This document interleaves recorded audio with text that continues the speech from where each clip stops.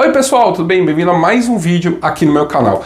Quem passou os últimos dias, os últimos anos, as últimas décadas ouvindo falar a respeito dos conflitos entre os israelenses e os palestinos em algum momento deve ter se perguntado, mas afinal, quem tem razão? A resposta não é simples, porque a história da região não é simples. Hoje eu vou contar para vocês a história da Palestina, dos judeus, dos árabes na região e a história desse local que está em conflito há séculos. Mas antes disso, aquele avisinho de praxe, dá uma olhadinha se você está inscrito no canal. Se você não está inscrito, se inscreva. Dá uma olhadinha se o teu sininho está ativado. Se não está ativado, ative para receber as notificações aqui do canal. E para ajudar aqui o canal, você pode dar seu like, seu dislike, principalmente o seu comentário aí que faz uma grande diferença. Você deixar um comentário aqui embaixo desse vídeo e também compartilhar esse e outros vídeos aqui do canal. Para ajudar financeiramente o canal, você pode ajudar mandando um Pix para a gente, para esse endereço que está passando aí na tela de vocês, ou entrando para o clube do canal, o link está aqui embaixo, tá legal? Vamos então ao vídeo de hoje. Vamos começar pelo começo. O termo Palestina vem do grego e deriva de filistinos ou filisteus, um povo que habitava na antiguidade a região onde hoje fica a faixa de Gaza. Para os gregos antigos, Palestina era o nome de toda a região costeira que ia da Fenícia, no atual Líbano, até a península do Sinai, no Egito. Ou seja, para os gregos, palestino era um termo genérico que designava todo o povo que vivia nessa região do Oriente Médio, exceto os fenícios. Isso incluía não só os filisteus, mas também os judeus, os cananeus e outros povos de cultura e línguas diferentes. Essa era uma região muito estratégica porque servia de ligação entre os locais onde se constituíram as primeiras grandes civilizações do mundo, o Egito, a Mesopotâmia e a Europa. Por isso, ao longo de séculos, muitas dessas civilizações consideraram importante dominar a área da Palestina, seja por questões militares ou comerciais. Os babilônios, os persas, os egípcios estão entre os povos que dominaram a Palestina em algum período da antiguidade.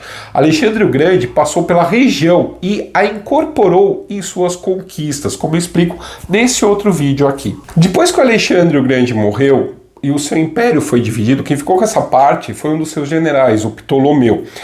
E essa região passou a fazer parte do Egito. Depois foi conquistada pelo Império Seleucida, outro desses estados helênicos que surgiram do Império do Alexandre o Grande. Como os seleucidas tentaram impor a sua cultura em cima dos judeus, eles se rebelaram em 165 a.C. e estabeleceram o Reino da Judéia, que ocupava quase toda a Palestina até o sul da atual Síria. Esse reino dominava a maior parte dos povos da região, não apenas os judeus, e acabou conquistado pelo general romano Pompeu no ano 69 a.C. Essa vitória abriu caminho para o Pompeu virar um dos triunviros de Roma, junto com Júlio César, como eu contei nesse outro vídeo. Mais tarde, a faraó Cleópatra do Egito, também tem um vídeo dela aqui no canal, tentou, com as suas conexões, anexar a região, mas não deu muito certo, porque Roma preferiu controlar uma parte diretamente e colocar um rei vassalo na região dos judeus.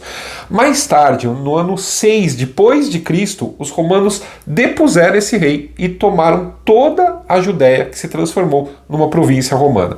Foi por causa de uma revolta dos judeus contra o domínio romano que o general Tito, que mais tarde se tornou imperador, ordenou a destruição do Templo de Jerusalém e expulsou os judeus da região. A diáspora judaica espalhou o povo judeu pelo resto do mundo, e eles se tornaram uma nação sem pátria, um povo que manteve a sua identidade étnica e sua cultura, apesar de não ter um território para chamar de seu.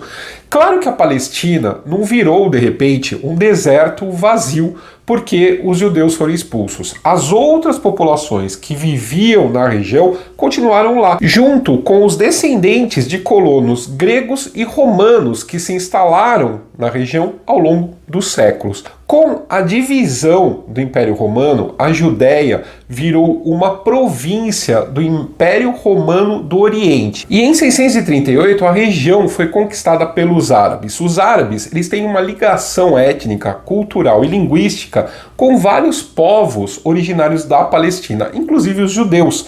Então, a chegada deles foi até bem-vinda para os habitantes locais. Foi como se eles recebessem um primo. Por essa época, um novo complicador entrou na história turbulenta da Palestina, a questão religiosa. Isso porque Jerusalém, a principal cidade da região, é sagrada para as três grandes religiões monoteístas, chamadas religiões abrâmicas: o judaísmo, o cristianismo e o islamismo. Por isso, a Palestina ficou conhecida como Terra Santa. E ao longo do tempo, os seguidores de todas as três religiões começaram a reivindicar o direito de possuir essa área. Isso foi um dos principais motivos para a existência das cruzadas. Cavaleiros cristãos tomaram Jerusalém durante a primeira cruzada em 1099 e criaram um reino de Jerusalém, mas os muçulmanos reconquistaram a cidade em 1187 sob o comando do Saladino. Eu falo mais sobre isso nesse outro vídeo aqui. Em 1517, a Palestina foi conquistada pelos turcos otomanos, que são muçulmanos, mas não são árabes. A região ficou pertencendo, então, ao Império Otomano pelos 4 séculos seguintes, até depois da Primeira Guerra Mundial. Durante todo esse tempo, a grande maioria dos habitantes da Palestina eram árabes ou arabizados, ou seja, povos de outras etnias que foram incorporados à cultura árabe e de religião islâmica. Isso não quer dizer que os judeus desapareceram completamente. Pelo menos, desde a Idade Média, sempre houve uma pequena população de origem judaica que até aumentou durante o Império Otomano. O início do domínio otomano coincidiu com a expulsão dos judeus na Espanha e em Portugal. E uma parte deles acabou se instalando de volta na Palestina. Esses judeus originários da Península Ibérica são chamados de sefarditas e formavam a maioria dos judeus palestinos junto com os magrebinos, originários do norte da África. Uma minoria concentrada em Jerusalém eram os Askenazi, vindos do leste europeu, e também havia alguns vindos do Iêmen, da região do Iêmen. Independentemente do grupo de origem, todos esses judeus palestinos são considerados como sabras, que é o nome em hebraico do figo da Índia, uma planta nativa da região. Essa população era bem pequena perto da de outros povos e religiões. Para vocês terem uma ideia, em meados do século XIX, os otomanos registraram que a Palestina tinha cerca de 600 mil habitantes. Desses, 80% eram muçulmanos, 10% eram cristãos e entre 5 a 7% eram judeus. Os diferentes grupos judaicos estavam espalhados há tanto tempo que nem a mesma língua eles falavam mais. Os Askenazi falavam Yiddish, uma língua de origem germânica aparentada com o alemão, enquanto o idioma dos sefarditas era o ladino, uma língua românica próxima do espanhol e do português. Já os magrebinos e iemenitas falavam árabe. O idioma ancestral dos judeus, o hebraico, só era mantido para fins religiosos. Durante o século XIX, houve um crescimento do nacionalismo, que é como se chama toda ideologia baseada na ideia de pertencimento a uma nação identificada por ter a mesma cultura e a mesma língua. Uma das características do nacionalismo é a defesa de que toda nação deve ter soberania sobre o seu território, o que está por trás dos movimentos separatistas, como o da Hungria, da Ucrânia e da Finlândia, por exemplo. e também da unificação da Alemanha e da Itália nesse período. Como eles se consideravam parte de uma só nação, fazia sentido também pertencerem a um mesmo Estado. Essa ideia também começou a se difundir entre os judeus. Só que havia um problema: eles eram uma nação que não tinha um território próprio.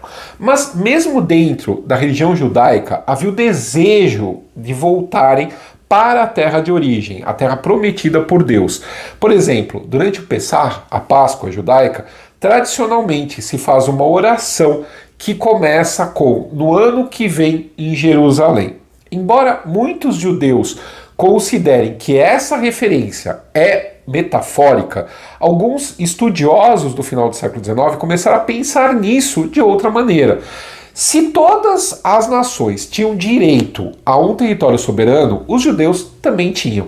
Essa ideia se fortaleceu com o crescimento do antissemitismo e da perseguição aos judeus que aconteceu nesse período. Alguns exemplos são os pogroms na Rússia czarista e em outros países do leste europeu. E também, por exemplo, o caso Dreyfus, que foi o julgamento por espionagem de um oficial francês que a única coisa que havia contra ele era o fato dele ser judeu. Foi o caso Dreyfus que inspirou o jornalista, o Theodor Herzl, um judeu húngaro, a escrever um livro chamado Estado Judeu, em 1895. Nesse livro, ele afirmava que não havia meios de derrotar o antissemitismo e, portanto, a única maneira de combatê-lo era se os judeus tivessem um Estado só seu. Ele defendia que seu povo deveria sair da Europa e se instalar na sua terra ancestral, na Palestina, onde eles seriam livres para expressar sua cultura e praticar a sua religião. Esse nacionalismo judaico recebeu o nome de sionismo, que deriva de Sião, um nome poético que é usado na Bíblia para descrever a terra dos judeus. Sion é uma palavra hebraica que quer dizer elevado e deu o nome ao monte ao lado de Jerusalém. O sionismo já existia antes do Herzl, mas foi ele quem deu origem ao movimento de forma prática. É importante dizer que o sionismo não tem nada a ver com religião judaica, e sim com o povo judeu. Embora a religião seja um dos fatores de união da nação judaica, muitos sionistas não eram religiosos, tanto que hoje, Israel é um dos países menos religiosos do mundo. Nos anos seguintes, Herzl se tornou presidente do Congresso Judaico Mundial, uma organização sionista que buscava suporte diplomático para a criação do Estado judeu.